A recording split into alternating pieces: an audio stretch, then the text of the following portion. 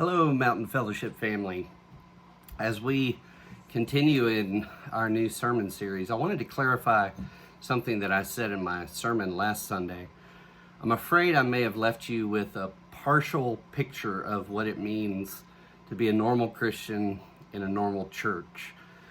Last Sunday, you heard me describe engaged couples who are so captivated with one another that they reorient and reorder their lives around each other. They forsake all others and cling only to each other, so they stop dating around. They talk and listen to each other so that they can learn each other.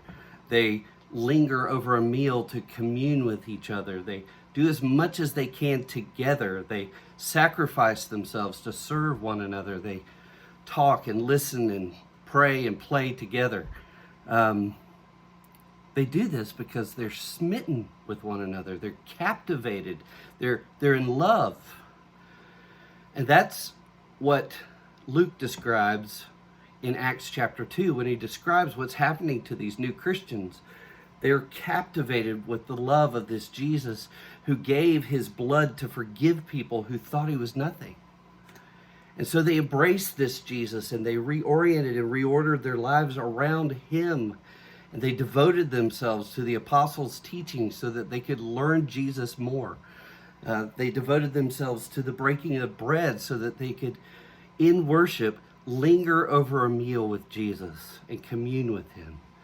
They devoted themselves to the fellowship so that they could love each other and learn Jesus more through one another.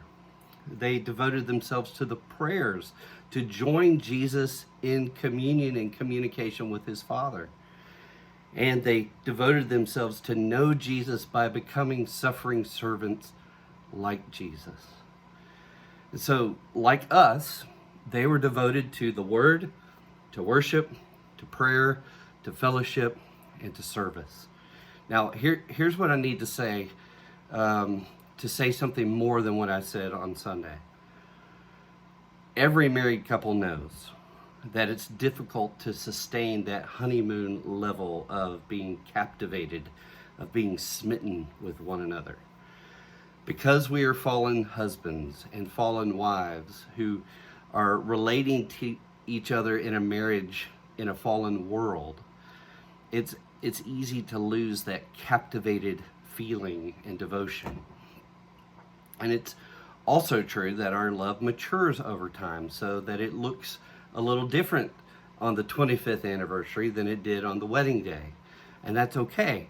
And so that's why so many couples will do so many things to rekindle that first love that they had for one another, that captivation they felt for one another. They have date nights. They go on long walks and talks together. They intentionally do life together instead of doing things apart and drifting apart. They go to marriage counseling together to strengthen their relationship and their love for one another. They serve their families together as a team. They do all these things to recapture the original captivation that they felt on the wedding day and the days after. But look, the same is true, if we're honest, about our relationship with Jesus. None of us sustained that level of captivation with him that we first had when we first knew his love for us. We, as his bride, lose that loving feeling, as the song says. We lose that smittenness. We lose that captivation with him, that first love for him that we had. And that's why Jesus had to tell us, abide in my word, commune with me in worship at my table, be in relationship with my other disciples, and learn me through one another. Learn my love for you through the love that they give you. Pray with me and let's commune and communicate with my Father together. Suffer to serve others like I suffered to serve you, and then you'll know a little taste of how much I love you. And here's what I wish I would have made clearer on Sunday. This. Even if your smitten, captivated love for Jesus has faded, his smitten, captivated for love for you has never faded since the first day you knew his love. His heart for you has never skipped a beat. His delight in you has never dimmed. The waterfall of his grace towards you has never dried up. And friends, he doesn't want us to forget how smitten he is with his bride, with you, with me. So he gave us these means by which we put ourselves under the waterfall of his gracious love for us again and again and again. And that's why we call these practices means of grace. Now, someone once said that grace is the face that love wears when it meets the undeserving. And so the word and worship and prayer and fellowship and service are the means he has given us by which we experience his captivated, smitten, gracious love for us. And so Christians and churches don't do all of these things to get Jesus to be smitten with us. No, Jesus invites us into his word. He invites us into worship. He invites us into prayer and into fellowship and into service so that we can see, hear, taste, smell, touch, and remember how smitten he is with us.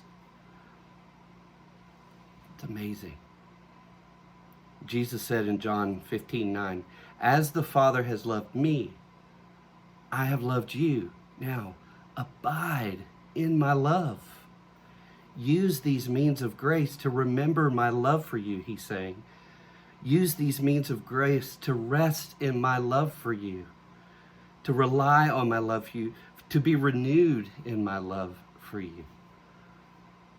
And so these practices that we're going to be talking about over the coming weeks are not things that you've got to do to make God happy with you.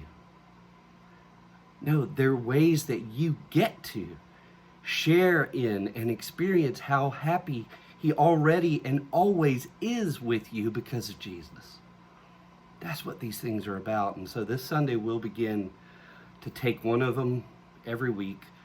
Sometimes we'll spend 2 weeks on some of them so that we can rest in the smitten love of Jesus for us, his bride.